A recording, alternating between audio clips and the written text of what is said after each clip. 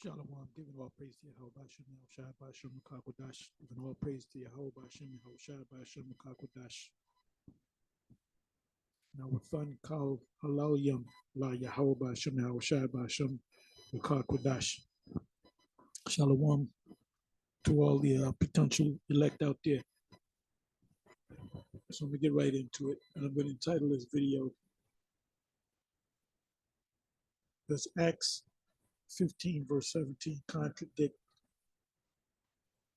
what Amos 9:12 says? Now somebody had commented that they wanted me to do a breakdown on Acts 15, and they did it before.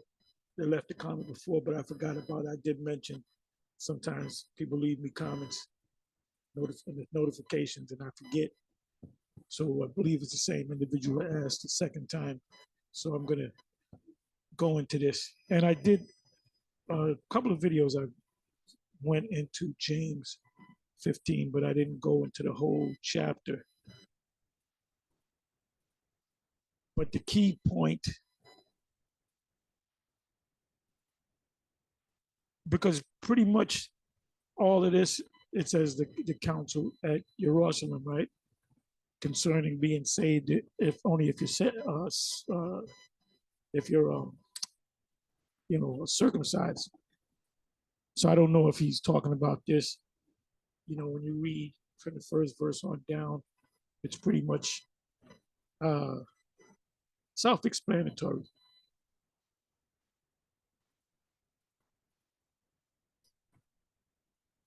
So I want to go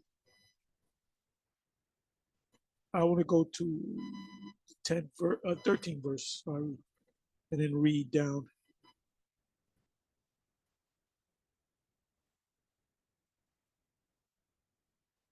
If you have any other points, because I believe you're trying to get at this here, because like I said, most of Acts 10 chapters is self-explanatory.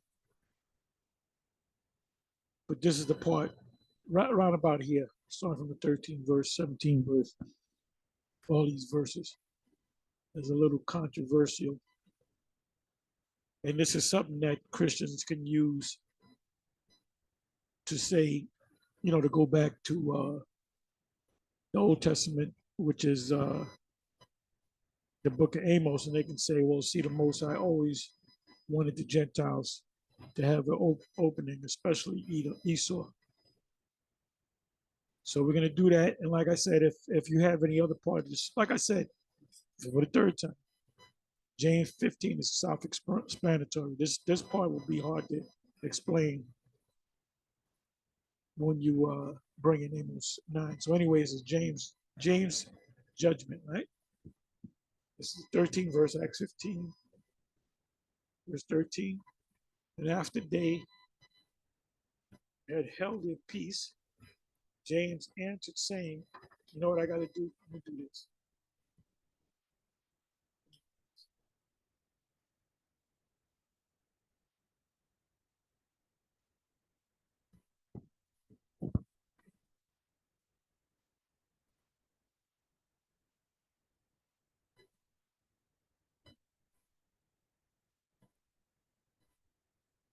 Like right here in the 5th verse, there were certain Pharisees that believed in the Lord, saying that it was needful to circumcise them and to command them to keep the law of Moses. Which ultimately, when you come and when you grow into this truth, you ultimately grow with the laws. You don't just come into this thing and just start keeping the laws. You got to grow into this thing. You got to know that you're an Israelite, number one, and then you got to,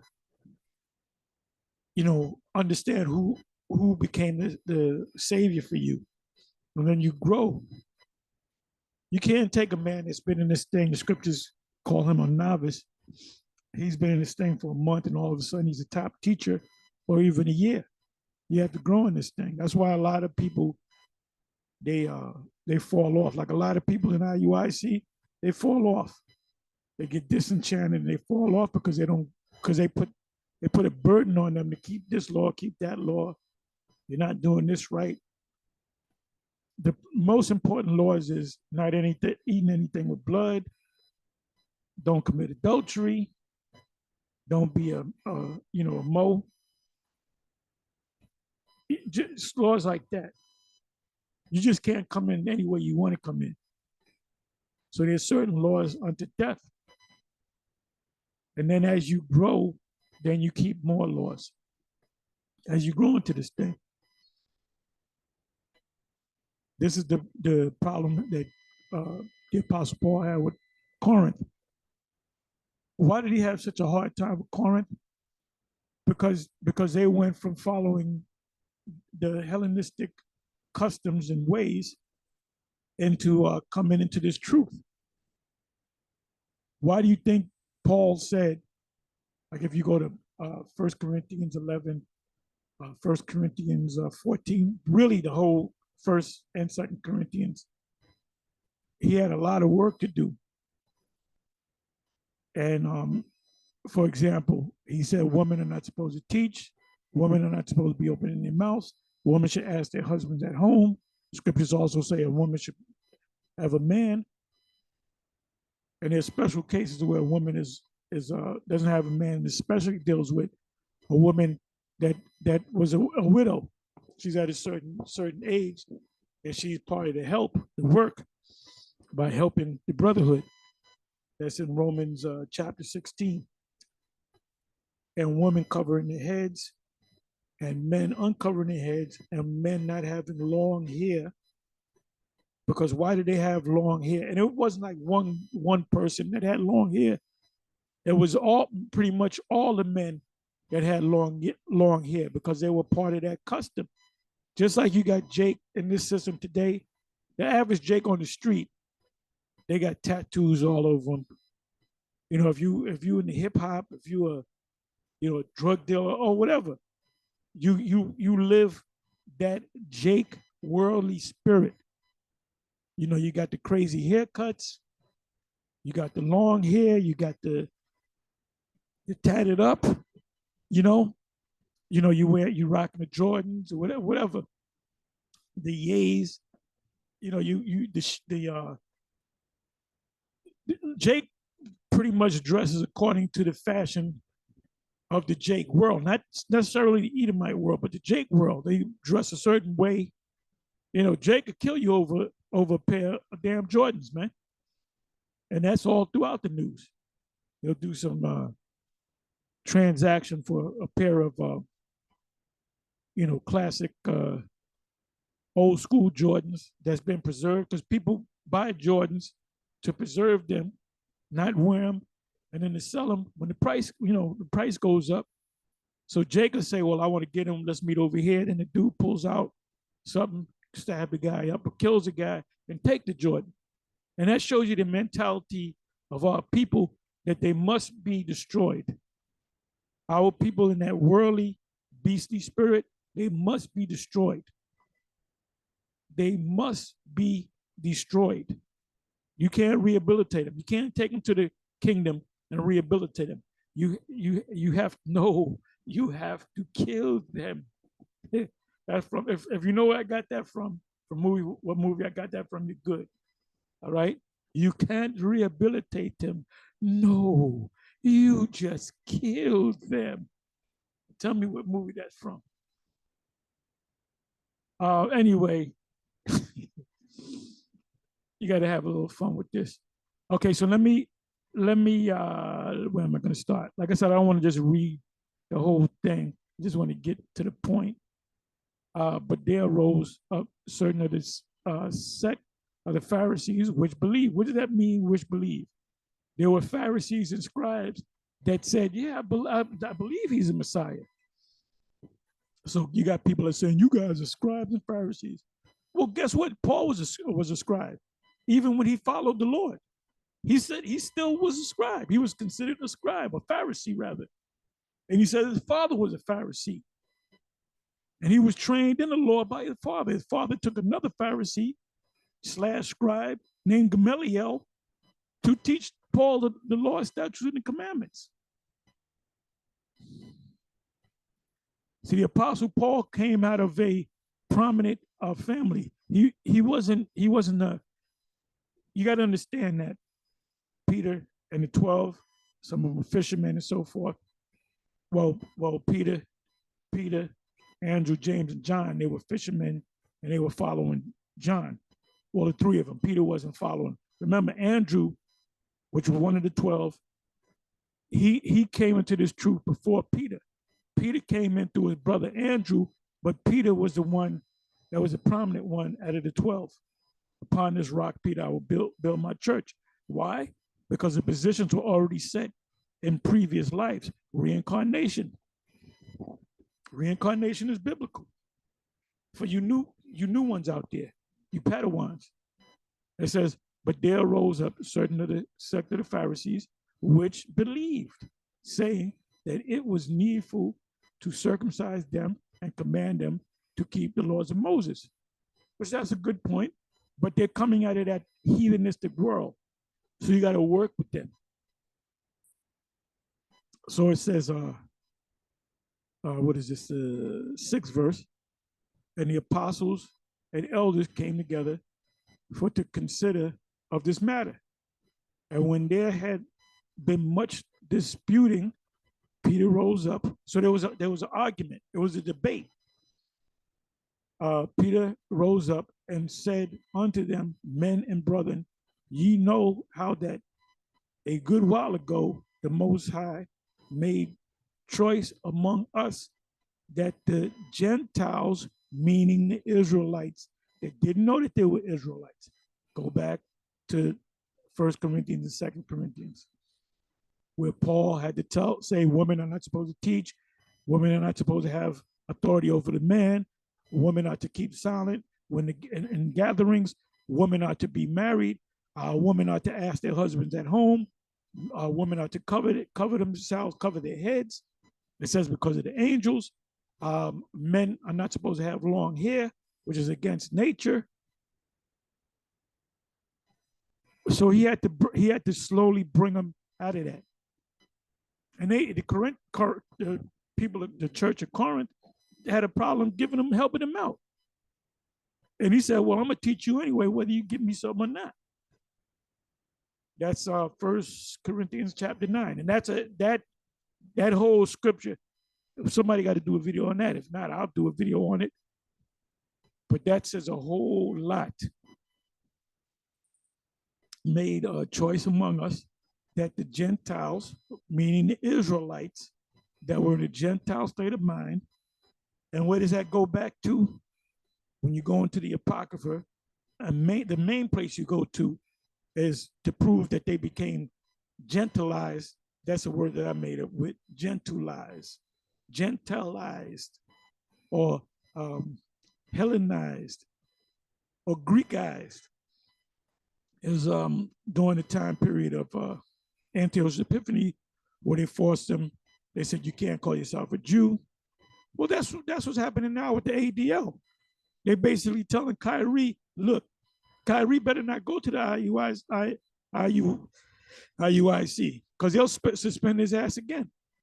His act of going to any Israelite group, if he's walking down the street and there's Israelites a block behind him, they'll say, well, wait a minute, we saw you hanging with Israelites. So they condemned his ass. They said, you can't be an Israelite, going back to Antiochus Epiphanes. I believe that's 2 Maccabees 6. And you can start the 6th verse to the 9th verse. Matter of fact, let me go to that. Let me go to that real quick.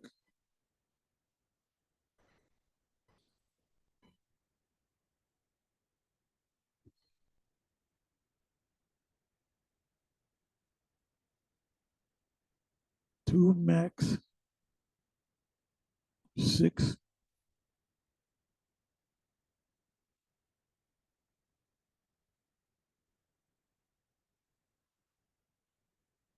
You really should read from the first verse.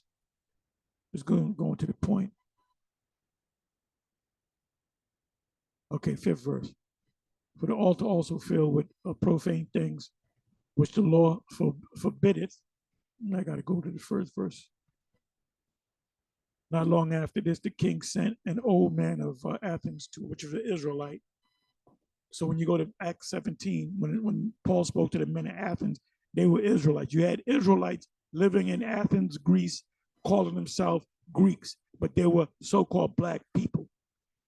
To compel, not long after this, the king sent an old man of Athens to compel the Jews to depart from the laws of their fathers, because this man from Athens, which is an Israelite, uh, he was following the Hellenistic ways.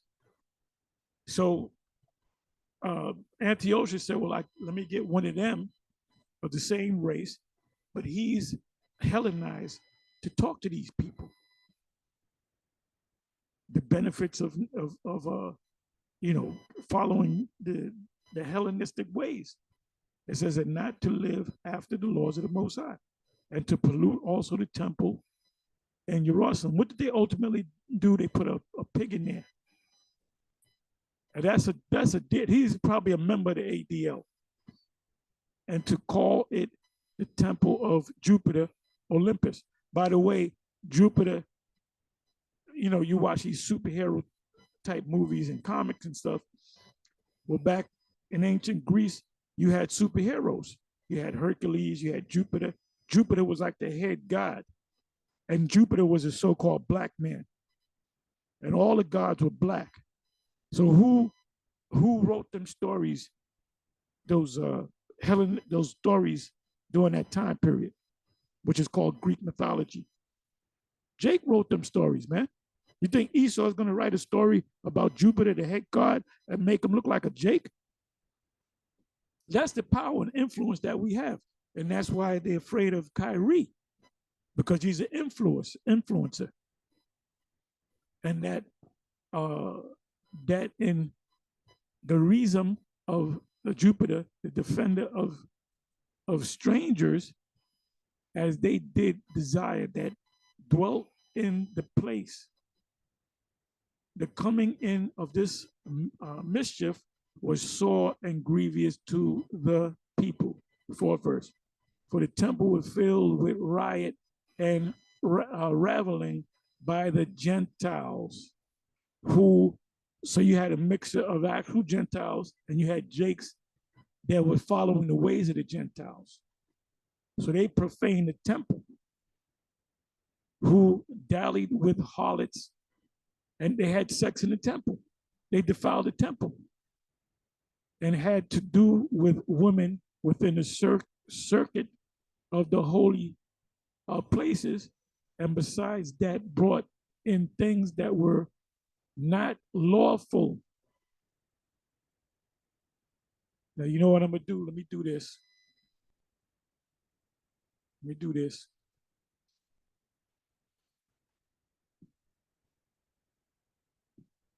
Let me put in swine.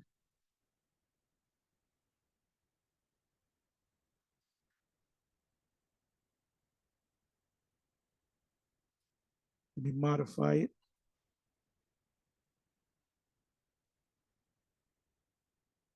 If you notice, the only time the word swine is written in the Apocrypha is in the Maccabees, Second Maccabees and First Maccabees. And it's actually in Second Maccabees 6. So it said Eleazar, one of the principal scribes, an aged man and of a well-favored countenance, was constrained to open his mouth and to eat swine's flesh. Let me read into this.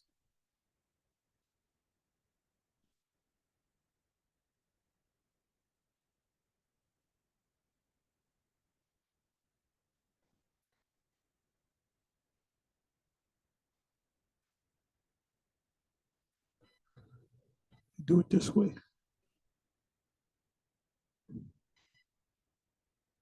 But he chose rather to die gloriously than to live stained with such an abomination.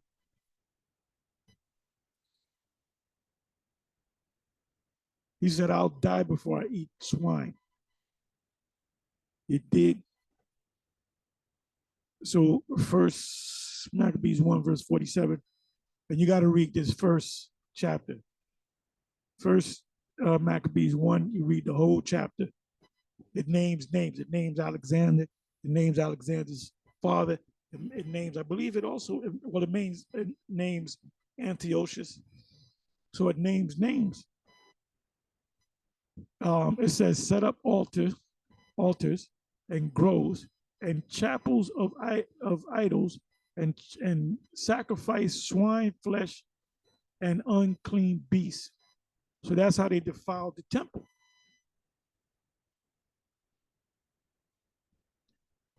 Okay, second Maccabees 7 verse 1. It came to pass also that 7 brethren with their mother were taken and compelled by the king against the Lord to taste swine flesh and were tormented with scourges and whips. And you can read the rest of that.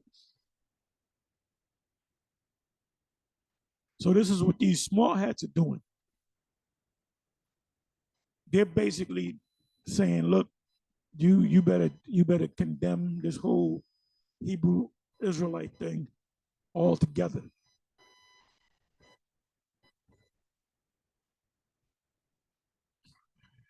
There's a lot of history in the Maccabees.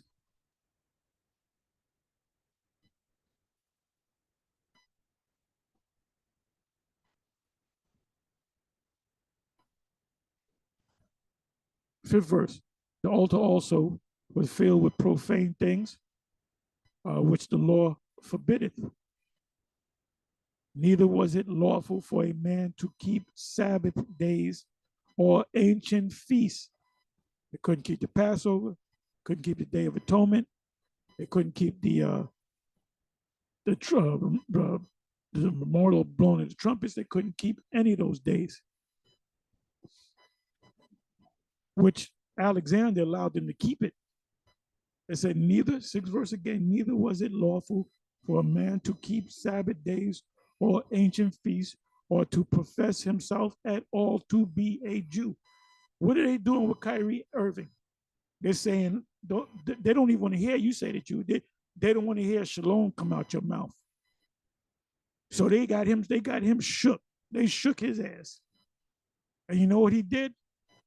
Like I said, he's got a $90 million deal with Nike, and he has a $35 million contract. I don't know how that works out.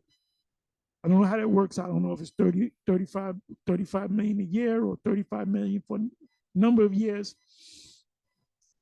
I checked out what he's worth and everything. But let's take the 35 million plus the 90 million. That's what? That's 125 million.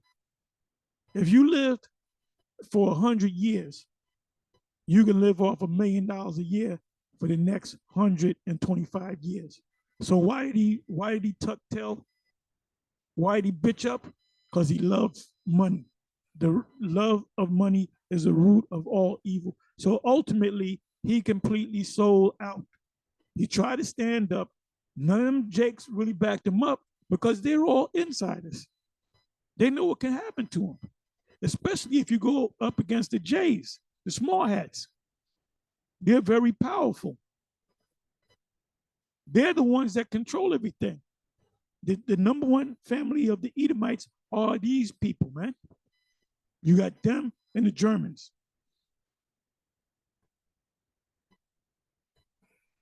So they pull him to the side. They said, "Look, nigga, you better get your mind right. You better get some act right, because you're gonna lose everything." So this man said he chose to sell out. He's a sellout. He's a complete, all that riffing that you were doing, brother, talking about, I got an army behind me.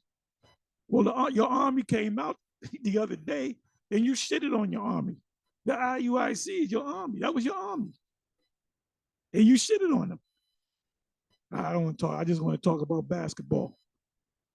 They trained you well, young Padawan. And see, he didn't know what he was getting into. He didn't know he was getting what he was getting into, man. But he loves money. You could have said, look, I'm retiring from the NBA. I'm not playing basketball anymore. Well, you get to ride off in in the sunset with your wife and your son Elohim with $125 million in the bank. You love money. You want more fucking money. That's what it is. That's what it is.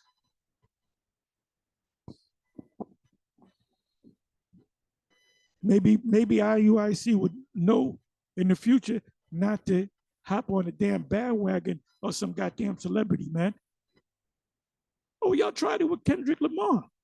Kendrick Lamar turned his back on the Israelites. Kendrick Lamar shitted on you guys.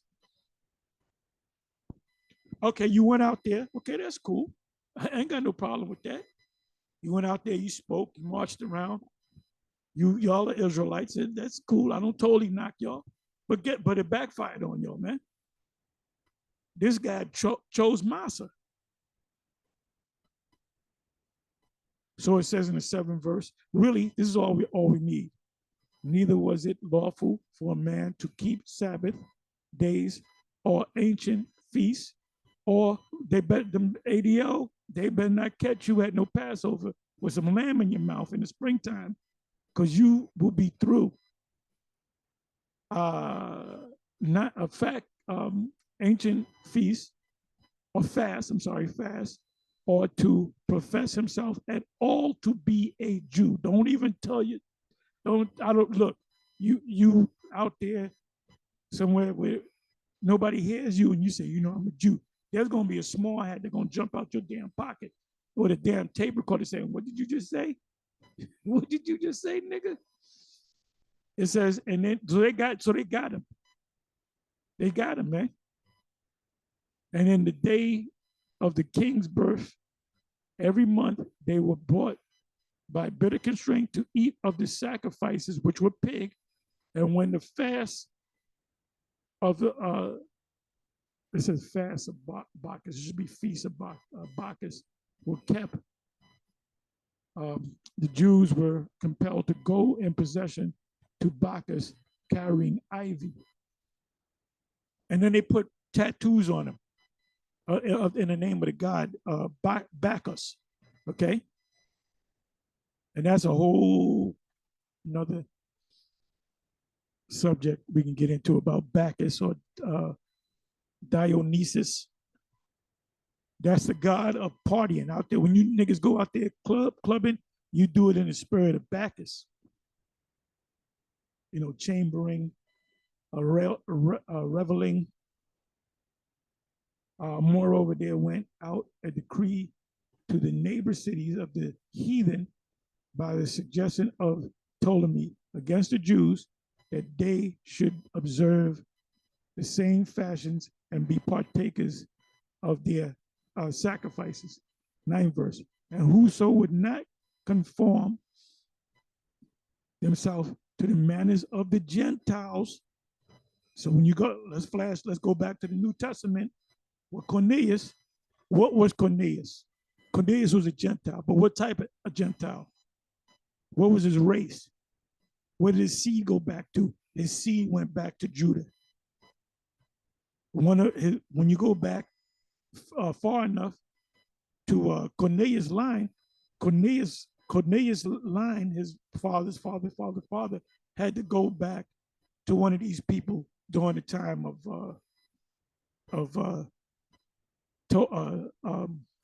Antiochus' reign. All right. It says, and whoso would not conform himself to the manners of the Gentiles should be put to death. Then might a man have seen the present miseries. For there were 2 women brought who had circumcised their children. This is back when these women, Israelite women, had integrity. Your woman today is your enemy, man. Who, when they had openly led around about the city, in other words, They had the baby circumcised, and they flaunted. They said, "Look, I circumcised my baby." The babies, uh, give me a second. The babies handed at their breasts, they cast them down headlong from the wall. So they killed them. Should I read more? And others that had run together into caves nearby to keep the Sabbath day secretly.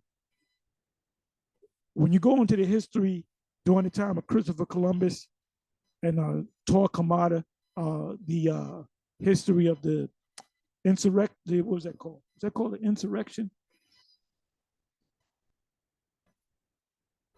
Torquemada and the, yeah, I guess that's the insurrection. Help me out.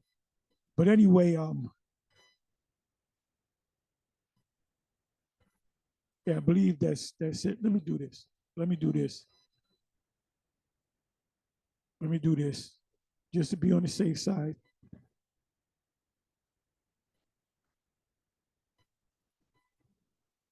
Torquemada. Here goes that devil. It more look like a Jake right here. Could be some evil ass Jake. The Inquisition. That's the word that I wanted.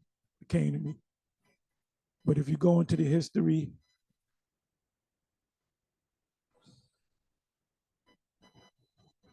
okay, it says Torquemada was a Castilian Dominican.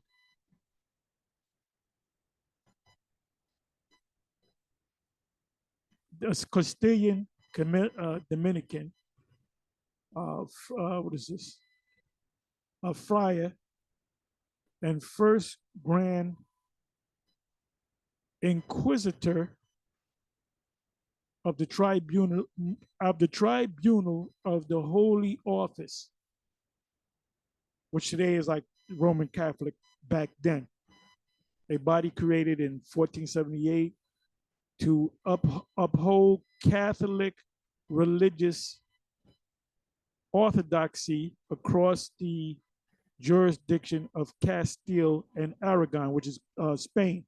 By the way, the union to bring Castile and Aragon together was King Ferdinand and Queen Isabella.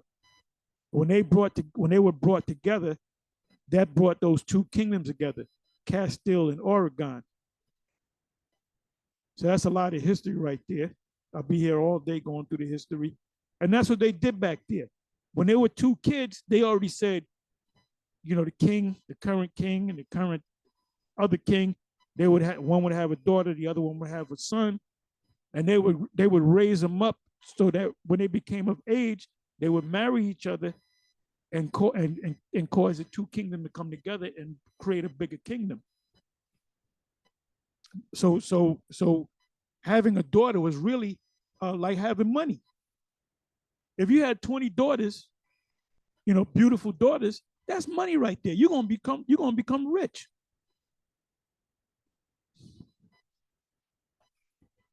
So daughters didn't have a say in the matter. They showed you that with the king, Lady Diana. She was expected to do certain things, but she became an embarrassment, and we don't know what happened. We don't know what happened. Okay. So anyway, I'm kind of losing myself, but that's all right. I went into a lot of history. Look, if you go into the history and go into certain key names, you can go for hours.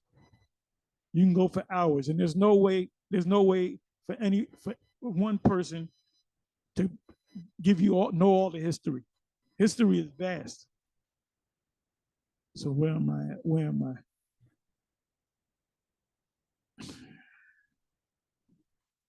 So I had to do all that, and I hope you're taking notes, vocab. I didn't bring out all the scriptures on the Gentiles, but I brought out the main one, or the main couple, but the main one. They said you couldn't call yourself a Jew, you couldn't keep the Sabbath, you couldn't keep any high holy days, You had to revel in the name of Bacchus or Dionysus, and that's what Jake is doing now. You got Jake all throughout these universities in this country, and they're all fraternities. What does the fraternity and the sorority go back to? It goes back to the Greeks, because Jake was heavy into that, man. And they made a movie. Spike Lee made a movie called School Days. If you didn't see that movie, you should see that movie. It shows you exactly what goes on in those colleges and those fraternities. And when your little girl goes to college, trust me, she become a hoe, straight up. They get the, and this is a fact. They will get these pretty girls that go to colleges, and they would influence the school directors. They will get you. Because they want to recruit somebody from a high school, right, to go to college. So they go to the college, and they'll give them money, they'll give them gifts, and then they'll give them women. They'll give them. They showed you that in what's this movie with Denzel Washington? I forget the name of the movie, but they showed you what the hell this dude, his son, they got two fine ass Edomite women, to lay with him. That's what they do. So your women going to these colleges are straight up freaks, man. I know how these women get down in the colleges, because I used to go to them different colleges, man. It was the easiest thing in the world to get a damn woman into college, because they're freaks. They're freaky deaky. It says that but then when they come home, they're proper and they got a boyfriend and this, that, and the third. That's all bullshit. The majority of your Israelite women are a bunch of straight up hoes. They're straight up hoes because there's no order, and they're wild. That situation down there with Sanquilla, whatever her name is, that's not even on the news, man. They're like wild beasts. So you brothers think about getting with a woman, you better think twice, man. You better read 1 Corinthians 7 chapter and stay away from these women, but they put a damn insurance policy on your ass, and all of a sudden you die, and all of a sudden she coming to collect. You Negroes better wake up. It says this is not the time to really be all into women. And if you get a woman, just have you one woman. Like IUIC, I'm gonna give them props. You just have you one woman. And when there had been much disputing, Peter rose up and said unto them, men and brethren, he's talking to Israelites, ye know how that a good while ago the Most High made choice among us, that the Gentiles, which were Israelites, race-wise, their lineage goes back to the Israelites, by my mouth should hear the word of the gospel and believe. So are you going to take this to say that's talking about somebody from another nation believing? No, it's talking about Israelites in a Gentile state of mind. That's why we use that terminology. That's the best way to describe it. Israelites in a Gentile state of mind. You see it all around you every day. And back when you go back to the 60s, the 50s, the 40s, Jake didn't have tattoos, man. They didn't have studs in the air and studs over here. They didn't look like what's this nigga, this crazy nigga that played Rodman, Dennis Rodman. He's a heathen. He's a heathen, man. He's a fucking heathen. But most of y'all are heathens, man. With these crazy haircuts. And I see that all in IUIC, man. They'll get on, don't wear pants and all that. But you see guys out there with long hair, and they got part of it cut off. They got a design in their hair. Totally off, man. It said that the Gentiles by my mouth, should the Israelite foreigners, Israelites in the Gentile state of mind, should hear the word of the gospel and believe. Cornelius was used as an example. He was an ideologue for the rest of the Gentiles. He believed, he saw the Israelites doing their works. He was like, how can I get down? He was giving alms, he was praying, he was doing the right thing, and the angel of the Lord came to him. And the Lord hooked him up with Peter. That's why Peter said what he said. And the Most High, which knoweth the hearts, bear them witness, giving them the Holy Spirit, even as he did unto us. So now Vocab can run with this. He can run with this so we can close the book. No, that's talking about Israelites in the Gentile state of mind. And if you want to get technical, all of us were Gentiles. And put no difference between us and them, purifying their hearts by faith. 10th verse. Now, therefore, why tempt ye the Most High to put a yoke upon the necks of the disciples, which neither our fathers nor we are able to bear? That goes back into you got to get circumcised, you got to do this. No, you got to grow. You got to grow thereby. You got to be rooted and grounded. You got most of these guys that fall off, they might be in this thing for a year or two, and then they fall off. And what they do, they go back to being a Baptist because they wasn't rooted and grounded. 11th verse, and we believe that through the grace of Yahweh Shai HaMashiach, we shall be saved even as they, because they're Israelites. Then all the multitude kept silence and gave audience to Barnabas and Paul, declaring what miracles and wonders the Most High had wrought among the Gentiles by them, the Israelites in the Gentile state of mind. Think of Cornelius. Cornelius was an Israelite. James's judgment, 18th verse. And after they had held their peace, James answered, saying, one of the apostles, men and brethren, hearken unto me. Simon, meaning Simon Peter, which is his born name, have declared how the Most High at the first did visit the Gentiles through who? Go to Acts 10, read the whole chapter, Acts 10. Go to Acts 11, read the whole chapter of Acts 11. Mainly Acts 10, but read both chapters. Any group, One West group that's teaching that Cornelius the Edomite spirit ain't dealing with y'all, period. Y'all better fast and pray that the Most High open up your eyes. And all you groups should open up, ask the Most High to open up your eyes to see the charagma.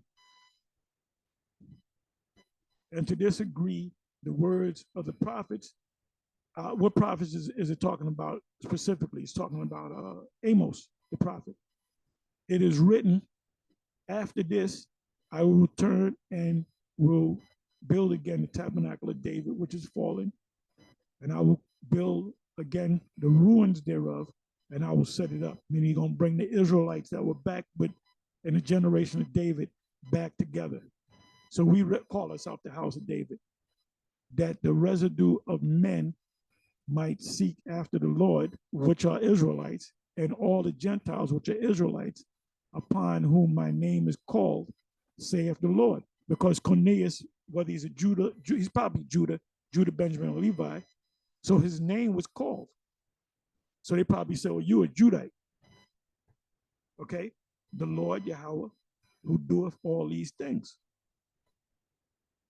So now the scholars say that James said this because he read it out of the Septuagint, and it's written differently. I'm not going to argue that. But when you read this, then you can jump back to Amos and say, see, Edomites are going to be saved. No. And Cornelius was not, that proves that Cornelius was an Edomite. No. Known unto the Father are all his works from the beginning of the world. Wherefore, my sentence is that we trouble not them which from among the Gentiles, Israelites in the Gentile state of mind, are turned to the Most High. Because you had a problem with Israelites that were born as Israelites, accepting these people in with the marks, the tribal marks, and the crazy haircuts, and the bald head, and no hair on their face, and they got a pork chop in their hand, they got tattoos all over them, and they dress heathenish. So we looked at them as actually being y'all are heathens, but they were not heathen; they were Israelites in a heathen state of mind. But that we write unto them that they abstain from pollution of idols and from fornication, which is adultery. Doesn't mean anything. It does not mean having sex before you get married. If you have sex before you got married, that means you're married without the ceremony. That would mean that Joseph committed fornication with his wife, Mary, and from things strangled and from blood.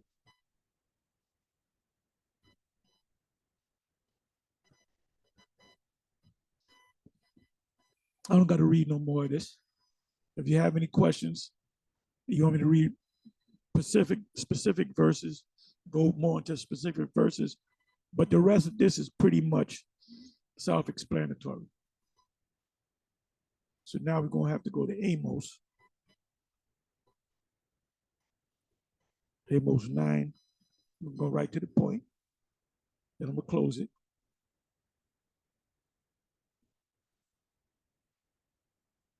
Yeah, there was a video put up by Go Black to Africa, and he had interviewed Ronald Dalton Jr.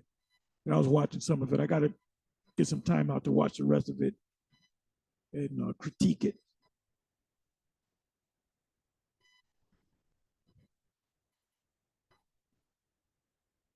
The restoration of Israel, right? So James partially quoted this. Like they said, the scholars say, oh, well, he was reading that in Septuagint. What's the Septuagint written in Greek? Where's the evidence that James spoke Greek? Remember, it was said of the 12 that they were unlearned men. They wasn't schooled in this thing like the Apostle Paul. So it says, Amos 9:11, in that day will I rise up the tabernacle of David that is fallen. We're in that day. This is happening as we speak. There's a raising up of the bones in the fountain and close up the breaches thereof, and I will raise up his ruin, and I will build it as in the days of old. So when David was in power, when David's kingdom was in power, did not they have the Edomites in there under them? So that's going to happen again. That they may possess the remnant of Edom. Now, the remnant of Edom is talking about the land of Edom, because Edom is going to be scattered all over the place to be our slaves. They're not going to have a land to go to. So that's talking about their land. So we're going to take that land. That's going to be an extension of that land. That goes back to Genesis 15. From the great river, from one river to the other river, from the Red Sea to the Euphrates. And of all the heathen or lands, and also we're going to put them in slavery to Edom. We're going to take the land, we're going to put them in slavery. The other nations, we're going to let them keep their land, but they're going to be up under us. They're going to be our slaves, which are called by my name. Because the Most High established all these names. He set up Edom, in the land of Edom. It was called the land of Edom because Edomites were living there. But it's the Most High has it in the record, so to speak, that's the land of Edom, that's the land of Moab. And of all the heathen, starting with the land first, which are called by my name, saith the Lord. It says, let me get ready to close. 13th verse. Behold, the days come, saith the Lord, that the plowman shall overtake the reaper, and the treader of grapes, him that soweth seed. And the mountains shall drop sweet wine, and all the hills shall melt. So let's read that again. Behold, the days come, saith the Lord, that the plowman shall overtake the reaper. The plowman is the one that works out there, that plants the seeds and plows and all that, does the heavy work. And the reaper is the one that benefits from what the plowman does. Now, let me see if I can find this. Give me a second. I want to try something. Plowman.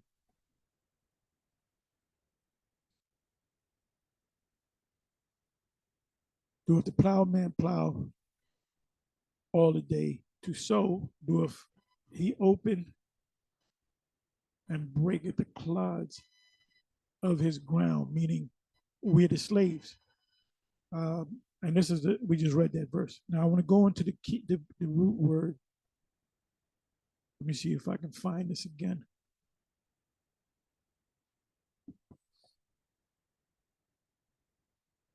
Bear me for a minute.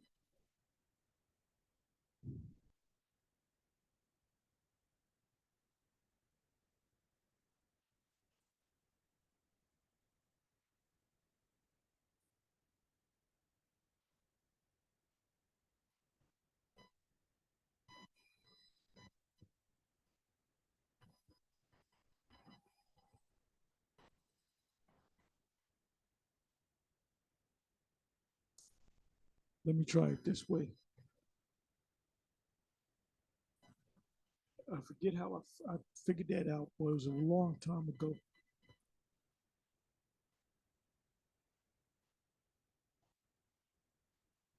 Okay, let me do it this way. Bear me for a minute.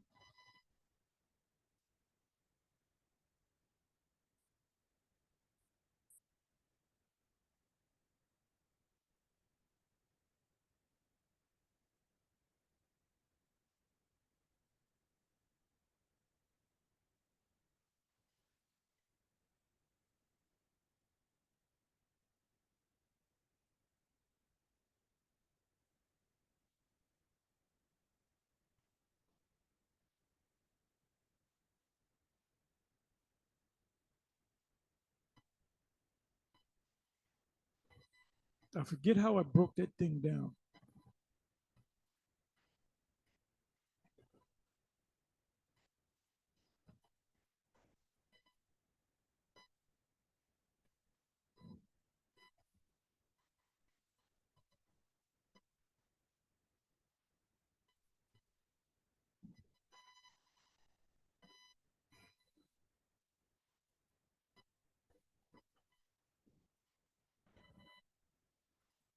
I can't seem to find it, but what it means, the plowman is a farmer, but you had slaves farm the land.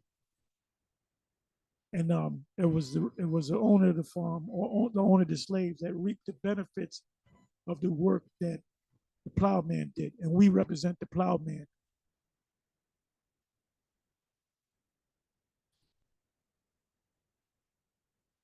So it said the plowman shall overtake the reaper, meaning we're gonna take them down, and we're gonna be in the position of the reaper, and they're gonna be the plowmen.